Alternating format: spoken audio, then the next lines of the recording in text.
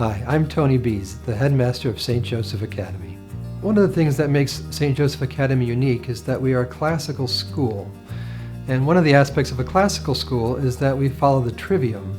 And starts off with the grammar stage, moves into the logic stage, and completes with the rhetoric stage.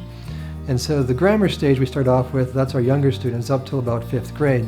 And different from more of the modern education world where memorization is not thought of very well, and especially with the new Common Core and expecting young children to think deeply about, say, math, which is way beyond them for the most part and leaves them frustrated and leaves parents frustrated. We really gear the education to what's age appropriate, that what kids are really good at doing, that's what we focus on. And that's what the grammar stage does. It focuses on that memorization and the simple foundation of the education that builds a super strong foundation for going forward. As we get into middle school, we go into logic stage. As the students start to separate more and identify and create their personality a little more clearly and separate from their parents, they start to question everything.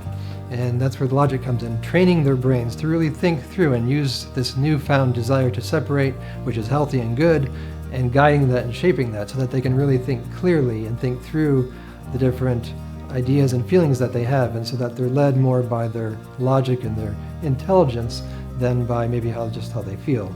Having both, but having more direction through the intellect. As we move from middle school into high school, and the students become more capable in their logic, and are now getting ready to go out into the world, we want to take what they've learned and their clear thinking and communicate that to others. And that's when we get into the rhetoric stage.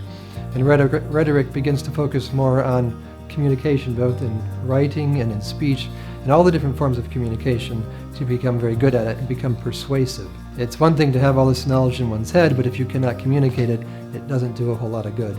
And so we continue to go into logic in high school, but it becomes more of a focus on rhetoric and communicating and speaking and writing that prepares them to go out into the world and to make a real difference.